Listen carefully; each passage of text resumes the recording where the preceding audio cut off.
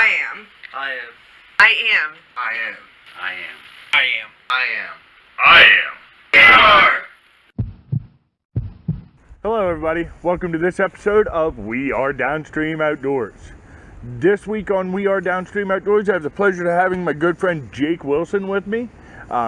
Jake, you've been on countless fishing episodes with me at this point, and I don't know, have you done anything else with us other than fishing at this point on actual episodes? No, just the We Are stuff. No, as far as activity, no. Just fishing. Just fishing. But you're also a big time hunter at this point. You're actually hunting this morning, late season archery. Yes, very much. Yeah, I've been at since September 29th. Every chance I get, I'm out here on your land or wherever I can get a chance, mostly your land, up here. It just hasn't happened for me, but I'm having a blast. Right on. You, as long as I've known you, which you're one of my oldest friends that I have, very much. You've enjoyed fishing. Yes. Do you remember? Was there a particular moment in time that whenever you were young that you were like, I really like this? That you the fishing? That you remember being young and going out fishing that it really stuck with you? Yeah, I think it was Racetown Lake, probably the mystery of it all and what could be underneath there, and the whole story surrounding Racetown Lake. For me as a kid was quite mythical or legendary, like what's down there, and so that was quite alluring to to start using lures and start fishing. So started out young doing that, and then I didn't fish for quite a few years through my early teenager years, and just because I got bored of the just hooking in worms, and not catching anything and just sitting there, and then it took off again at Racetown when I was probably about 19 or 20. I went down to the dam and started spinnerbait fishing, and then I met you just right after that, and then we hit it off, and then we were fishing all the time after that. Right, because you had just introduced yourself to spinners, you came along me, and that's pretty much all I fished was spinners. Yeah, absolutely, and that was cool because that's where we clicked with that, because we could fish together, and I knew what, at least I knew what you were doing more so than what I knew, and I could learn from you. But at the same time, it was just so much fun covering so much, going upstream and covering so much ground, so much water, and having results. And even when you're not results, you're still moving. And I like that part of it, the action part of it. And we had a lot of good luck. Yeah. We have, especially before I left. We were having a lot of fun. Fun fact: the first time I ever went winter wading for fish was with this guy. Oh yeah. I was home for a visit. Jake actually left us. Jake lived in London for 12 years. 12 years, yeah, I was gone a long time, yeah. And it almost killed you because you couldn't be outdoors during that 12 years. It did. But now that I'm doing everything that I wanted to do, what we talked about for years that I wanted to do, and just shy of sending letters, I would send you these emails or messages of how I was longing to get out to fish, to hunt, and just be able to do these things that I couldn't do in a big city at all. You'd see little urban foxes once in a while on a late night home, but it's not much to go on when your heart's in the outdoors. Absolutely, yeah, and especially when you grow up in the area, and you can take that for granted some in a way. And I think whenever I met you with the fishing, that's when I started rekindling that. It really, because I grew up watching Marty Stauffer and those, that's really what inspired the whole outdoor stuff. That and my grandfather getting me some nature books and inscribing each one at Christmas in '86, and those all paved the way for the whole outdoor fascination with me. Those two things. You brought out an old name, Marty Stauffer. Yeah. I love the Marty Stauffer video series that was on PBS. Yes. Do you remember Babe Winkleman? Yes, absolutely. Yeah. That was one of the first. I have brought that name out to younger generations. They're like, who's Babe Winkleman? Yeah, it's some of those episodes, some of his older stuff. I mean, he's a legend, but there's still it's just the hunts happen so fast and everything just happens so. Are we talking about the Babe Winkleman, the fisherman? Oh, the fisherman. Who's the? I'm thinking of. Who's that hunter? I'm sorry. Yeah, he has a really hot daughter. We'll have to edit this part out. No, we could leave this one in. Are you talking about Jim Shockey? Yeah, sorry, yeah. But it was really, sorry, and I was just because those how kind of hokey those hunts come across, and whereas you watch some other, more modern hunting shows where there's no luck, and you're watching people like Meat Eater, for instance, where you're watching them grin and bear it and wait and stalk, and glass and do nothing, whereas Jim Shockey would get one in 2 commercials. You know, he'd have this big, you know, so you didn't get the full thing of it, but the full gist of the hunt. You wanted to see more of the nuts and bolts of it, you know, and I still do, you know. But see, they did the same thing with fishing shows. They would shoot for 3 or 4 days, however long it took them to get this half-an-hour show put together, just so their star could reel in that one really nice one. Yeah, and how long that took, and that's the whole, and that's whenever you go out there sometimes, especially when you're starting out, and you're like, but you know me, like I remember I came home one time and I was catching fish left and right because I wanted it, you know, and we were in Frankstown, Juniata, and but you can do that, and then but you see these guys and they catch these big bass, and you're like, but I've caught bass that size, but they're so few and far between, but it keeps you going for the next one. But when you see it on a show like that, you just, but they got all the resources and everything else, they got the money, they got the the tech, and you know, they're going to the best spots all the time, and you know, a lot of wasted footage, I'm sure. Because I look at how they having to go digital when they did, you know. Fair enough. I look at how much wasted footage I have shot over the years. Absolutely, You know what I mean? Coming up on 200 episodes, you know, some of them episodes are fairly long, some of them are fairly short, but no matter what, there's always stuff that ends up on the editing room floor, so to speak. Mostly my clips with lots of swearing, you know, or whatever. No, I wouldn't say that. But no, I mean, there's been a lot of stuff that ended up on the editing room floor, and you know, over 200 episodes, I am sure that I have put in probably close to 1,000 hours on that 200 episodes. Wow, yeah. Between the actual filming and in the editing process. And they're 5-10 minutes, you know, on average, you know. Some of them are longer. I have episodes that are an hour long. Exactly, Yeah, I binge watch yours mostly. I try to get a whole bunch going, and on a night I actually have off and nothing to do, I catch up on a bunch of them. Binge watch them just like The Walking Dead or anything else, you know. I do, you know. Yeah. Well, I'm going to call you out on something since you watch it. I'm going to call you out on air live about this. You know, there's a banjo theme song that goes with most episodes. Oh, and yes. I know somebody that plays a banjo. Yes. And is supposed to record us a new song for the entrance. Okay. And this has been happening for almost 4 years now. Somebody's going to make us a new song for the entrance. You did just call me out on it. Yes, you did.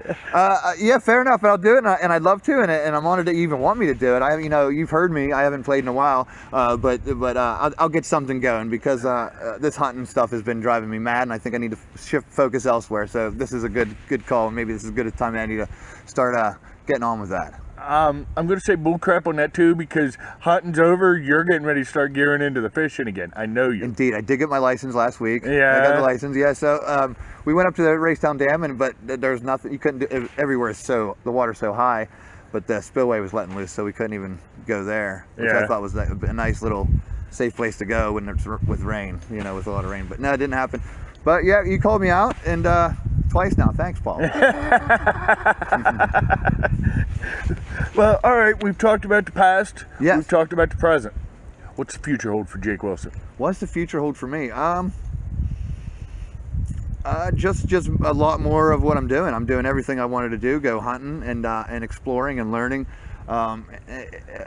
More fishing. I mean, more predator fishing for one. I'd love to do more of that. I got a boat I can get access to now, so we can hit the lake more. Yeah, a lot as far as outdoor stuff. I mean, the sky's the limit. I just want to do whatever I can, whatever I have time to do, whatever I can afford to do, whatever I have access to. And there's a lot. There's just so much to do around here. So we've actually talked quite extensively if the lakes freeze over this year, which it doesn't seem like they're going to. We might get some ice fishing in. I got an ice auger. Yes, you do. Yeah, we're gonna try some ice fishing. Yeah, I'd definitely be into that. And and I've been out in the cold all season, so I'm good to go. I'm pretty used to it. I'm acclimated, so I can go colder. Yeah. Right on. I have the cold weather gear. The older I get, the less I can stand the cold. Yes. Oh no, I'm bundled up. I mean, I got 5 layers on, but no, I have it sussed out. I got my stuff now. Muck boots go a long way. Yeah, they do. Yeah. That was definitely a part of growing up, was buying muck boots. Yeah, this is my first pair actually. I didn't need them. I had on England you have wellies, so I had a pair of those before, but they weren't nearly as tough and warm. Well, it doesn't get nearly as cold there, does it? No, wet, just wet. So you're protected more against the wet than anything else. Yeah, you know. And even then, how often was I in a field getting mud all over my boots? Well, I don't know. Not very often. No, it's all pavement. So. one of the things, we'll back up to the past there, we was talking about England and everything. You did have the fortune of, while you were over there, you fished while you were in France. I did fish when I was in France. That was ages ago, yeah. I was staying in a nice annex of a building, just a lovely place. I mean, they had wild boar running through, you know, and, and that's where like the King of France so many years ago would shoot his boar. He'd go on hunts and shoot his boar, and there was this nice. It was fresh water, but it was quite salty, and it was a river running through it. It's a small river, but it was definitely not classified as a stream. And yeah, it got a telescopic rod, bought one quick, and had a go at it. No luck, but it was a lot of fun doing it. It was a lot of fun doing it. And other than that, I'm ashamed that I didn't get to go often fishing for, you know, big rainbows and browns in England. They are there. There's a lot of restrictions on land and access that by the time you even get out of the city, you're a few $100s in already before, and that's just for a day. Well, and that was the other thing we had talked about, was just simple transportation to get you out of the city. That too, you know, I mean, you got great access with trains and transport, but getting out of the city is one feat in itself, but then all the costs incurred on top just to go for one day of fishing, and a lot of times it wasn't catch and release. You'd go to these ponds to catch these massive browns, and on a barbless hook, you know, and you had to have, there's all these restrictions, and then or you had to do it on a fly rod. That's why I took that fly rod with me. But then you'd have to take the fish home, and so I didn't want to keep the fish. I want to catch and release. That's what I like. That's what I enjoy. Right. So that was I guess so. It just never really materialized. But anytime I got out of the country, I was here fishing or whatever, you know. You know, at one point in time, you lived with me for what, about 6 weeks? 6 weeks, yeah. And you fished almost every single day of that 6 weeks. Yeah, every day. That's when we got the waders. I had. I'm home in the middle of the winter. I am bored, and I want to do something outdoors, and there's no access for me to hunt or anything like that. But ultimately, at that time, I only lived about 100 yards from the Frankstown. 100 yards from the Frankstown, and you know, you really explored that river. Yeah, I did. I went up and down that river quite a bit, and that was a lot of fun. And on my own, it was just nice to have the solitude from the hustle bustle of the city to come back unexpectedly for so many weeks, and really get out for a bit. So when I went back, it really recharged my batteries to get back and do the city for a few more years. Yeah. But yeah, it was always longing. So now I'm here all the time, and I have to say, I don't know what you observe me quite a bit. I take a full advantage of it. I'm out as much as I can, whether we're together or not. I'm out trying to do something. And you're also trying to teach your son. You have a son. Yeah, absolutely. That you've been trying to impart a lot of this knowledge on, and get him to experience this lifestyle. Yeah, you've been a big help with that. Camping up at your land where we're at now. It's lovely. And I can't thank you enough for that. And Sid's taken off with it. You know, he loves it. You know, he's cutting up wood, or shooting a BB gun as we speak. So he's doing something, and it's outdoors. He's not on the Xbox at the moment, so I'll take that every day. Yeah. And we get him out as much as we can, especially in the spring and summer. We're out every weekend up here. Almost every weekend. Yeah. And we we have kayaks. We did have a canoe, but we just switched to kayaks yesterday.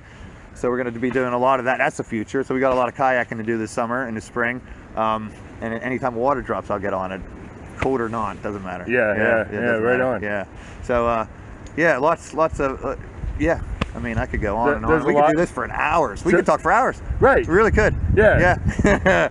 So what you're saying is there's a lot in the future for Jake Wilson. Absolutely, yeah. And we are going to be there for almost every step of the way as much as possible.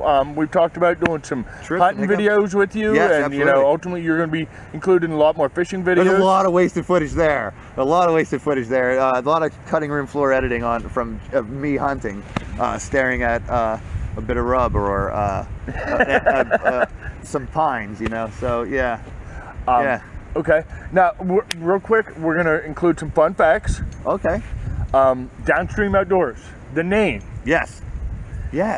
Jake Wilson actually came up with the name. It's a play on words. My last name, Downs, and stream, fishing, downstream. Yeah. It worked out perfect, I thought. And I'm glad you didn't forget, because I remember when that came up, and I thought it was the most brilliant thing I almost wanted to just copyright it right then and make you buy it, but I didn't. No, that was a generous gift from me. But I'm glad I could help with it, because I thought it just fit, and it's almost fun that it didn't roll off your own tongue. Yeah. And that's because it just it fits. I mean, we're always, you know, downstream, and we're always in the stream. I Yeah, mean, it's yeah. whatever the weather. Right you know? on. And I question you always laugh. I question our whether we are mentally tough or mentally ill for going out in such cold weather sometimes, and our rod seizing and whatever. Yeah, I've told definitely a love that for story a couple times at this point. Yeah, I'll have you. About the time we went fishing down at Yellow Creek, Yeah, you we don't dropped last your too long. Yeah. rod in the water, Yeah, that was fun. and it come out, and it was just all ice. It was just a chunk of I ice. think it was forming as it dropped. It was still, you know, the icicles were forming down it. So yeah, that seized up. That was me done. But it was nice that restaurant was right close by. And yeah, we had a nice that was warm breakfast. Very and- nice. Yeah. Yellow Creek. I always call it Silver Creek for some reason. I don't know why. Yeah. Is that a movie? I don't know. Silver Creek? I think What it's is a Silver Creek? chewing tobacco or something Is like it? that. Yeah. That's what it is. Silver Or Creek. is it Beach Creek? Beach Creek? Beach Creek. Beach Creek's the side. Beach Corner's the name of our Beach product. Corner. Yeah. See, we can play on words all day, and not get any. You know, no copyright infringement. We can play on all these on this stuff. Yeah, it works. It works. What But- about the logos? All right. Well, thank you, Jake, for joining us. Oh, we're finished already? Yeah. So we covered the past, we covered the present, we covered the future. What else do you want to talk about? Oh, okay. One last thing. Okay. Does the company credit card cover breakfast for this? Yeah, we got wieners roasted on the fire, remember? I'll take it. That'll be fine. All right. Thank you, Jake. Thanks, Paul. Thanks for having me. And we'll see you guys next week.